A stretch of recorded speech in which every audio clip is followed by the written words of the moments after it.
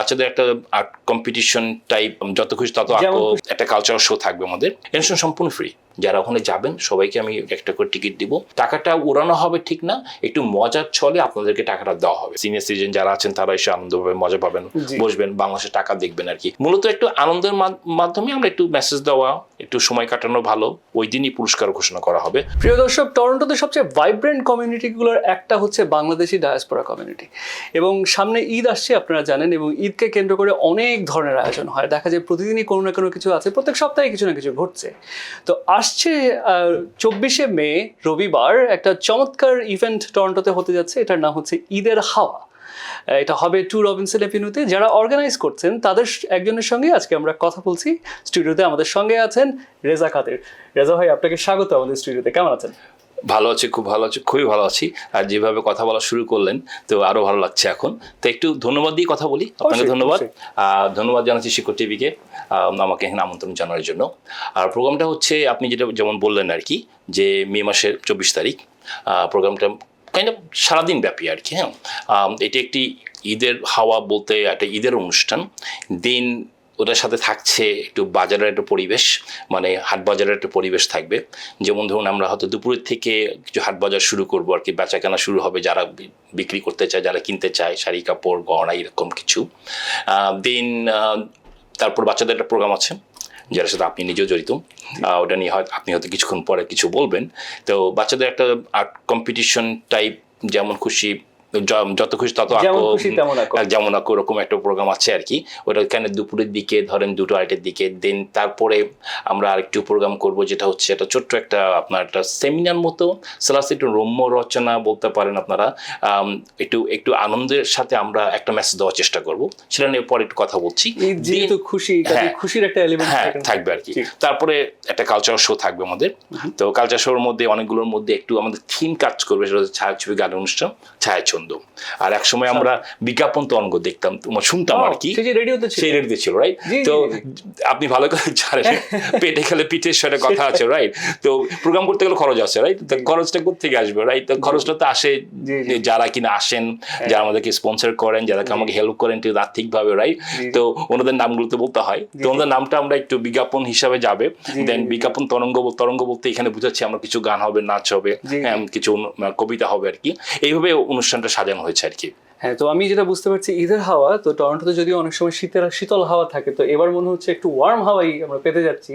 এবং সবচেয়ে যেটা ভালো লাগছে সেটা হচ্ছে যে আপনি এমন কিছু নাম, এমন কিছু টার্মিনোলজি আপনি ব্যবহার করছেন যেটা আমাদেরকে একটু নস্টালজিক করে। কারণ সেই বিজ্ঞাপন তরঙ্গ, সেই ছায়াছন্দ, সেই থাকে না ওই যে রম্য রচনা এবং রম্য যে সেশনটুকু। কিন্তু আমি রেজা ভাই আপনাকে আরেকটু জিজ্ঞেস করি, সেটা হলো যে এটা তো আপনার প্রথমবার না, আপনি অনেক বছর ধরে টরন্টোতে এবং অনেক আগে থেকে আপনারা এগুলো করেছেন। সেই 90-এর দশকে যখন আমরা খুব অল্প কজন বাঙালি পাড়ায়, তখন সেই সময়গুলোতে আপনারা এই ধরনের ইভেন্টগুলো করতেন। আমাদেরকে একটু পুরনো পেছনে নিয়ে যাবেন, যে কখন শুরু, কিভাবে শুরু আপনাদের প্রথম দিকে ইভেন্টগুলো? প্রোগ্রাম অবশ্যই এটা নস্টালজিয়া আমাদের তো আসলে মেন নস্টালজিয়া, বা আমাদের আসল হচ্ছে তো বাংলাদেশে পড়ে আছে, রাইট? কিন্তু আমরা যারা অনেক বছর এখানে আছি, যারা তাদের কিন্তু এখানেও একটা নস্টালজিয়া তৈরি হয়ে গেছে, রাইট? যেমন আমি যখন এসেছিলাম, ধরেন আর্লি 90-তে যখন আমি প্রোগ্রামটা করতাম, রাইট? তো ওই প্রোগ্রামের মধ্যে, প্রোগ্রাম বলতে কি, এটা শুরু হয়েছিল কোনো একটা বন্ধুর বাসার থেকে, এরকম কিছু একটা। আমার ঠিক মনে নেই এক্স্যাক্টলি কোত্থেকে শুরু হলো ঈদের হাওয়া অনুষ্ঠান আমরা করবো আর কি। আমরা বন্ধুরা আড্ডা দিতাম কোন একটা বাসার মধ্যে, তার নাম হচ্ছে সোহাগ বাসা, প্রচুর আড্ডা চলতো। সে মারা গেছে, তো তার রুহের মাগফিরাত কামনা করছি আমি। সাথে ছিল জব্বর ভাই নামে একজন ছিলেন, উনিও মারা গেছেন। তো ওখান থেকে মোটামুটি আমরা আড্ডা থেকেই চিন্তা করলাম যে আমরা আসি, একটা ছোটো করে প্রোগ্রাম করি।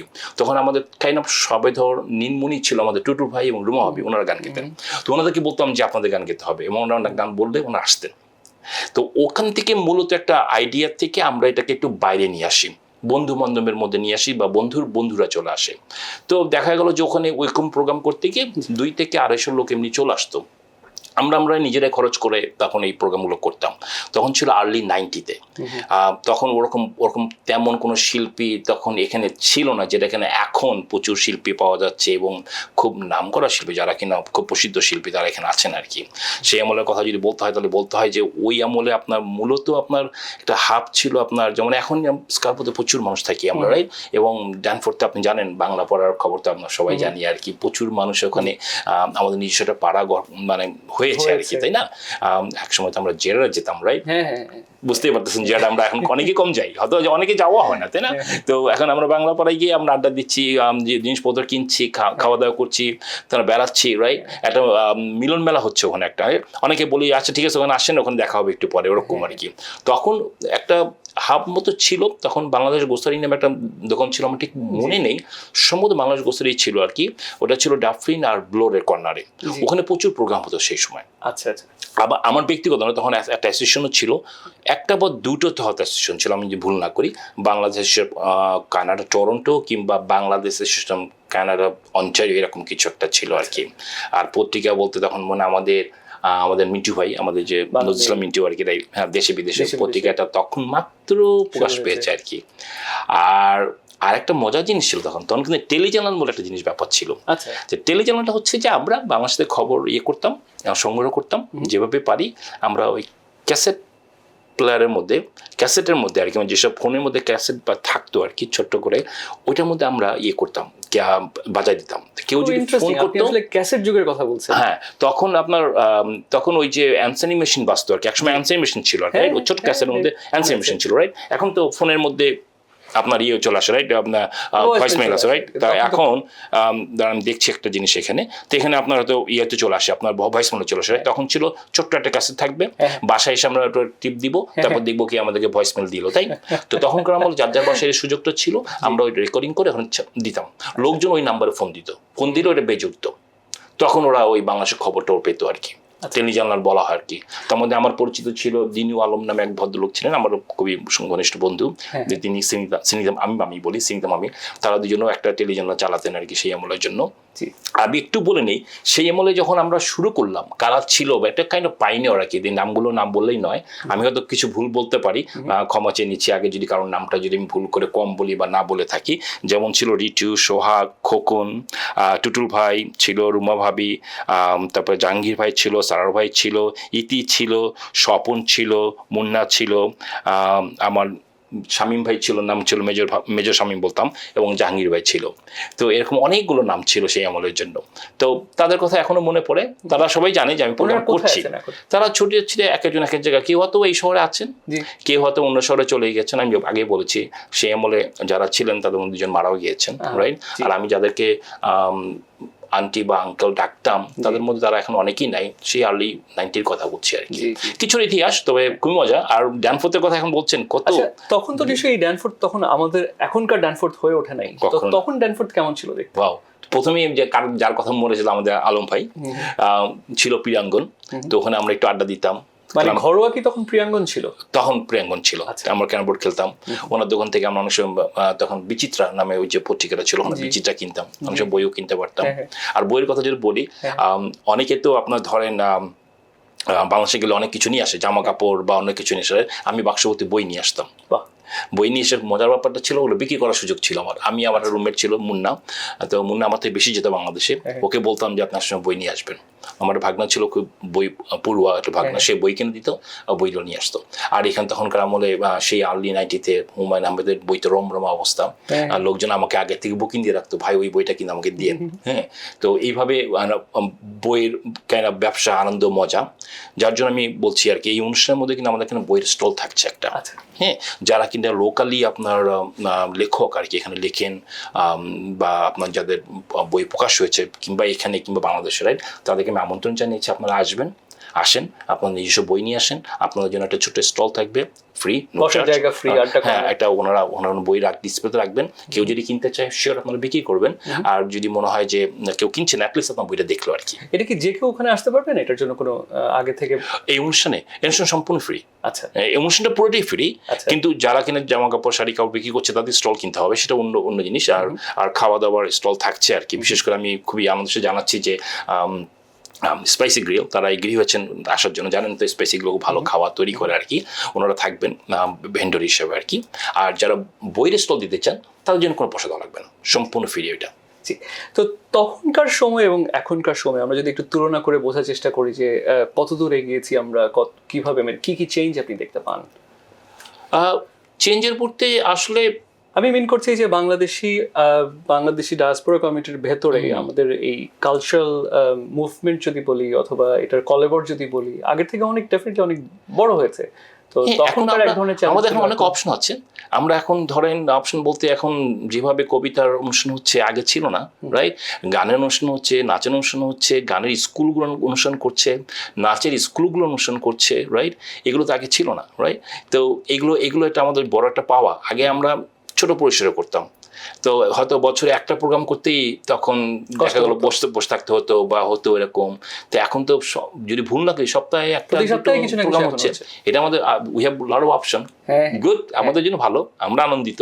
আমরা কমিউনিটি হিসেবে বড় হয়েছি এবং মজার ব্যাপার হচ্ছে আমাদের ইকোনমিক গ্রোথও আসলে আমাদের কমিউনিটিতে হয়েছে, আমাদের মানুষ বেড়েছে, আমাদের এখানকার মানুষজন ভালো করছেন এবং এখন তো আমরা রাজনীতিতেও খুব অ্যাক্টিভ সেই জায়গা থেকে। তো কাজে আমরা এখন আসলে গুনায় ধরার মতো একটা কমিউনিটি আসলে হয়েছি, সেটা একটা বড় ব্যাপার আমাদের কাছে, যথেষ্ট গর্বের। এবং আরো মজার ব্যাপার হচ্ছে যে বাংলাদেশিরা কিন্তু এখন শুধু বাংলাদেশি কমিউনিটির ভেতরে না, আসলে ন্যাশনাল লেভেলেও মানে কানাডার ফেডারেল লেভেলেও আসলে কন্ট্রিবিউট করছেন, উইচ ইজ ফ্যান্টাস্টিক। বড় বড় অর্গানাইজেশনগুলোতে কাজ করছেন এবং সেই তুলনায় আসলে আমরা অনেক দূর এইটার জন্য আমি অবশ্যই ধন্যবাদ দিই, কৃতজ্ঞতা প্রকাশ করি আমার নিজস্ব বাঙালি ভাই বোনদের জন্য। তারা এসছে, তারা যদি না আসতেন তাহলে হয়তো সম্ভব ছিল না। আমাদের এখন বিশাল বড় একটা ভোটার লিস্ট আছে, রাইট? তো আমরা স্ট্রং টুগেদার। আমি proud to be like Bangladeshi Canadian Bangladesh, যেটাই বলে না কেন, আমার খুব ভালো লাগে এটা। আমরা এত বছর ধরে এখানে আছি, তাতে কি হয়েছে? কিন্তু তারপরে কিন্তু শিখর টিভির কথাই বলছি, শিখরটা অটোমেটিক চলে আসে। শিখর কিন্তু আমাদের ওই উপরে, তাই না? ওই ওখানে অনেক দূরে, 12,000 মাইল দূরের দিকে, রাইট? নস্টালজিয়া বলেন যারা কিনা, আমাদের মূলত নস্টালজিয়া তো বাংলাদেশ, তাই, কিন্তু যারা এখানে অনেক বছর ধরে আছি তাদের এখানে নিজস্ব একটা নস্টালজিয়া তৈরি হচ্ছে। সেটাই। তো এখন এত যে প্রোগ্রাম হচ্ছে তার মধ্যে ঈদের হাওয়া ডেফিনেটলি আপনি চেষ্টা করছেন একটু ভিন্ন ধাঁচের কিছু করার। আমি বলছিলাম যে এটা আমাদেরকে অনেকখানি নস্টালজিয়ার দিকে ফেরত নিয়ে যাবে। তো মানে এই প্রোগ্রামটার অন্য প্রোগ্রামগুলো থেকে এটার কি ডিফারেন্স হবে? ডিফারেন্স হচ্ছে যে আমার বরাবরই মানে ইচ্ছা, শখ ছিল যে আমি যখনই প্রোগ্রাম করি না কেন আমার একটা মেসেজ দেওয়ার চেষ্টা করি আর কি। তো এবারে মেসেজটা হলো যে এরকম যে আপনার দিয়ে শুরু করি মনে করেন, রাইট? তো দর্শক আপনি জানেন যে নাফিস বসে আছে আমার সামনে আর কি, এবং উনি খুব সুন্দর করে কথা বলেন, এটা সবাই জানে, সবাই বুঝে আর কি, হাসিটাও সুন্দর দেন আর কি। তো আর আমি কথা বলতে খুব পছন্দ করি। তো এখন যদি ধরেন দুইজন মিলে যদি আমরা একই জিনিস করার চেষ্টা করি তাহলে কি হয়? হয়তো ঝগড়া হতেও পারে আমাদের, রাইট? ঝগড়াটা খুব স্বাভাবিক, রাইট? তো এই যে চিন্তা ভাবনা আর কি। ঝগড়া বলতে আমরা আগে বলতাম যে স্বামী স্ত্রীর মধ্যে ঝগড়া, তাই না? ঝগড়া তো ভাই বোনের মধ্যে হতে পারে, কলিগদের মধ্যে হতে পারে, প্রতিবেশীর মধ্যে হতে পারে, তারপর হতে পারে আপনার এক দেশের সাথে আরেকটা দেশের ঝগড়া হচ্ছে, রাইট? তো হলে তো এর প্রতিকার কি, আমরা কি করে এর থেকে পরিত্রাণ পেতে পারি? সেটার জন্য আমাদের একটা জাস্ট আমি বলবো একটু প্যানেল ডিসকাশন মতো হওয়ার সম্ভাবনা রয়েছে। বিশেষ করে আমাদের ডাক্তার জিয়া রহমান, উনি অটালুর একজন ফ্যামিলি ফিজিশিয়ান, উনি এগ্রি হয়েছেন, উনি আসবেন। তো উনি এ ব্যাপারে কিছু কথা বলবেন আমাদের জন্য। সাথে তাসমিনা খান, উনি মানসিক হেলথ নিয়ে কাজ করছেন অনেকদিন ধরে, উনিও বলেছেন উনি আসবেন। তো ওনারা দুজন মিলে একটা কিছু মেসেজ বা ধরেন কিছু প্রশ্ন উত্তরের জন্য ওনারা থাকবেন। যদি আপনাদের যদি মনে হয় যে আপনার কোন রকম প্রশ্ন করবেন, আগে থেকে প্রিপেয়ার নিয়ে আসতে পারেন, কিংবা অন দ্য স্পটে যদি। আমি শুনেছি এই পর্বটা খুব মজার একটা নাম আছে, যেটার নাম হচ্ছে আমরা কেন ঝগড়া করি। হ্যাঁ, আমরা কেন ঝগড়া করি। আচ্ছা, এরকম নাম কেন দিলেন? আমার কাছে ব্যক্তিগতভাবে ঝগড়া জিনিসটা খুব মজার একটা, তাই না? এই ঝগড়া থেকে কিন্তু অনেক আনন্দ হয়, তাই না? ঝগড়া উল্টাপিটিতে আনন্দ, আমি যা মনে করি আর কি। তো সেটা যেটাই হোক না কেন, তো ওই কনসেপ্ট থেকে আমার মাথার মধ্যে এসছে যে ঝগড়া ব্যাপারটা আর কি। তো ঝগড়া নিয়ে আমি আগেও অনেকে ব্যক্তিগত লেভেল অনেকের সাথে কথা বলেছি, আপনি কেন ঝগড়া করেন, রাইট? এরকম ধরনের কথাবার্তা আমরা সবসময় বলে থাকি আর কি। তো ওখান থেকে শুরু হলো। তো আমি যখন দেখলাম যে ঝগড়া নিয়ে কথা বলি, তো আমি ব্যক্তিগতভাবে ডাক্তার জিয়া, যিনি ভাই বলি আর কি, জিয়া ভাইকে বললাম যে এরকম। উনি যখন খুবই সুন্দরভাবে আমাকে এক্সপ্লেনেশন দিলেন যে ঝগড়ার অনেকগুলো স্তর আছে, বা মানসিক স্বাস্থ্যের জন্য আর কি, যে ঝগড়া কতটুকু ভালো মন্দ। তাসমিনা খান উনিও কিছু এক্সপ্লেন করবে আর কি, যে আমরা কিভাবে জিনিসটাকে পরিত্রাণ পেতে পারি। আসলে আমরা সবাই তো এটাকে অ্যাভয়েড করতে চাই, কিন্তু আসলে ওয়েটা তো আমাদের জানা নেই। তো ওই ওয়েটা কি সেটাই আমরা জানবো এই সেমিনারের মাঝখান থেকে, which is fantastic. খুব খুব ভালো হবে নিশ্চয়ই। আর কি থাকছে আপনার এই আয়োজনে? আর থাকার মধ্যে আর একটু মজা করার জন্য, যে মজার মধ্যে আমি শিশুন্দর খুব ভক্ত, আমি আগেও পড়েছি, এখনও পড়ি সুযোগ পেলে, মানে বই বাংলা বই পড়া হয় না যদিও। তো তো ওর মধ্যে একটা বইয়ের মধ্যে আমি একটু পড়েছিলাম একটা জিনিস, যে লেখক বা ন্যারেটর যেটাই বলি কিনাও, তার খুব শখ ছিল সে অনেক টাকার মালিক হবে একদিন, এবং সেই আমলে স্কুটার যেটা বলি আমরা আর কি মানুষে, যেটা এখন মনে সিএনজি বলে আর কি। তো স্কুটার পিছনে খালি থাকে না, পিছন দিকে এরকম করে বসে দেখা যায় পিছনে রাস্তাগুলো, রাইট? ওর খুব শখ ছিল যে এইরকম একটা টাকার বান্ডিল সে হাতে নিবে, নিয়ে আপনার ওই যে স্কুটার পিছনে ধরবে, ওটা সে উড়াতে, ও সারা কলকাতা শহরে টাকাটা উড়াবে। তার খুব শখ ছিল একদিন তার টাকা, অনেক টাকা হবে। তো আমি ঠিক মনে নেই এই গল্পের নামটা কি এবং শেষে কি সেটা করতে পেরেছিল কিনা, কারণ তার তো টাকার প্রয়োজন, রাইট? তো সম্ভবত সে একটা কোনো লটারি উইন করেছিল মনে হয়, করার পর তার সেই স্বপ্নটা পূরণ হয়েছিল আর কি। তো সারা কলকাতা শহরে সে টাকা উড়াতে উড়াতে গেছিল, লোকজন খুব খুশি মনে এই টাকাগুলো কুড়ালো আর কি। তো ওই কনসেপ্টটা আমার মাথার মধ্যে না আমার প্রায় হয় যে ওয়াই নট আমি একটা প্রোগ্রামের মধ্যে এরকম মজা কিছু করি, রাইট? এটা কি মজার নাটক মতো কিছু? আমি যেটা করবো আর কি, আমার কাছে টাকা থাকবে, বাংলাদেশের টাকা, বেশ টাকা, মনে করেন আপ টু 50,000 টাকা, দয়া করে ডলার বানাবেন না, এটা টাকা। তো ওই টাকাটা পাওয়ার জন্য আপনাদের কোনো কিছু কিনতে হবে না, কোনো র্যাফেল ড্রর টিকিটও কিনতে হবে না, এটা সম্পূর্ণ ফ্রি। যারা ওখানে যাবেন সবাইকে আমি একটা করে টিকিট দিব, একটা টিকিট ফর শিওর, যদি সুযোগ হয় দুটো পাবেন, কিন্তু একটা টিকিট ফর শিওর। দিন সময় ব্যাপার, কারণ আমরা তো সকাল থেকে প্রোগ্রাম করব, দুপুরবেলা প্রোগ্রাম থাকবে, সন্ধ্যা প্রোগ্রাম থাকবে, আমাদের সময়ের যদি কুলায় আমরা হয়তো পুরো টাকাটাই আপনাদেরকে দিয়ে দিতে পারবো, কিংবা যদি সময় না কুলায় হয়তো বা যতটুকু পারি দিব আর কি। টাকাটা উড়ানো হবে ঠিক না, একটু মজার ছলে আপনাদেরকে টাকাটা দেওয়া হবে। তো প্রস্তুত থাকেন মজা করার জন্য। এটা তো মানে সোনায় সোহাগা, টাকা পাওয়া যাচ্ছে, খাবার দাবার পাওয়া যাচ্ছে, মনের খোরাক পাওয়া যাচ্ছে, কি নাই এতে? কিনতে হবে। আচ্ছা, ওকে, ঠিক আছে, বুঝতে খাওয়া পারছি। দাওয়াটা কিনতে হবে, কারণ স্পাইসি গ্রিল খাবার বানিয়ে নিয়ে আসবো, ওটা কিনতে হবে একটু কষ্ট করে আর কি। এবং যেটা হয় যে ঈদে তো আসলে আমাদের এখানে এখনো আমরা অনেক জায়গাতেই যখন যাই, এগুলো আসলে ঠিক ফ্যামিলি প্রোগ্রাম হয় না, শুধু আমরা যাই, গান মাজা শুনি, চলে আসি। কিন্তু এটা একটা মোটামুটি বেশ ঘরোয়া ফ্যামিলি প্রোগ্রাম হতে যাচ্ছে, বাচ্চাদের প্রোগ্রাম থাকছে, ভালো ভালো প্রোগ্রাম থাকছে, ওখানে গিয়ে থাকছে। বয়স্করা যদি আসে, সিনিয়র সিটিজেন যারা আছেন তারা এসে আনন্দ পাবেন, মজা পাবেন, বসবেন, বাংলাদেশের টাকা দেখবেন আর কি। অনেকে বাংলাদেশের টাকা অনেকদিন ধরে ধরেন না তো, আমি এমনও বাঙালি পেয়েছি, আরে অনেকদিন পর বাংলাদেশে টাকা দেখলাম, রাইট? কারণ অনেকদিন তো দেশে যাওয়া হয় না, তাই না? যারা অনেকদিন দেশে যাচ্ছেন না, তারা হয়তো বাংলাদেশের টাকাটা ধরে দেখলো, আর তো এটা বাংলাদেশের টাকা অনেকদিন পর ধরলাম আর কি। তো মনে করেন যে এটাও একটা আনন্দ আর কি। তো মূলত একটু আনন্দের মাধ্যমে আমরা একটু মেসেজ দেওয়া, একটু সময় কাটানো ভালো।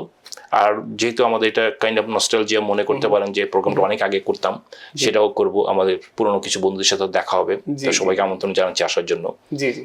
তো মোটামুটি সারাদিন ঈদের আমেজে খুব আনন্দ এবং ফুর্তিতে আমাদের একটা খুব ভালো সময়, একটা কোয়ালিটি টাইম যাবে। এবং যারা বাচ্চা যাদের আছে তারা অবশ্যই বাচ্চাদেরকে নিয়ে আসতে পারেন, কারণ আমরা আসলে বাচ্চাদেরকে ভালো সময় বা কোয়ালিটি সময় দেওয়ার আসলে খুব সুযোগ পাই না। তো এটা একটা সুযোগ যে তাদেরকে সেই সময়টা হয়তো আমরা সেই সময় দিতে পারবো।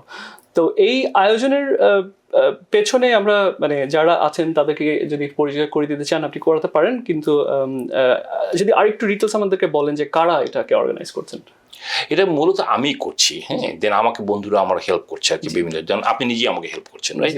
তো এরকম করে যেমন ধরেন আপনারা যারা বাচ্চারা ছবি আঁকতে পছন্দ করে তারা অবশ্যই নাফিজের সাথে যোগাযোগ করবেন। আমি আর ওখানে একটা আমাদের ফেসবুকের মধ্যে নাফিজের পেজের মধ্যে আপনি একটা লিঙ্ক পাবেন, ওই লিঙ্কের মধ্যে রেজিস্ট্রেশন করতে পারেন, রাইট? এবং লিঙ্কের রেজিস্ট্রেশন যদি কোনো কারণ করতে না পারে তাতে কোনো সমস্যা নেই, ওয়াকিং ওয়েলকাম, বাচ্চাকে নিশ্চয়ই চলে আসবেন, ওখানে আপনারা ছবি আঁকার সুযোগ পাবে বাচ্চাগুলো আর কি। তো সবার জন্য তো একটা সার্টিফিকেট থাকছে, অবশ্যই নাফিস সেটা বানাবে বলছেন, থ্যাংক ইউ নাফিস। তো ওইটা একটা সার্টিফিকেট থাকছে, প্লাস আমরা একটু চেষ্টা করবো সেরা 5 বা সেরা 3 একটু ওদেরকে পুরস্কৃত করার জন্য। আরেকটি কথা, ওই দিন আরেকটা জিনিস ঘোষণা করা হবে, বিগত কয়েকটা বছর ধরে আমি বাগানের উপর কিছু কাজ করছি আর কি, আমি পুরস্কৃত করি আর কি।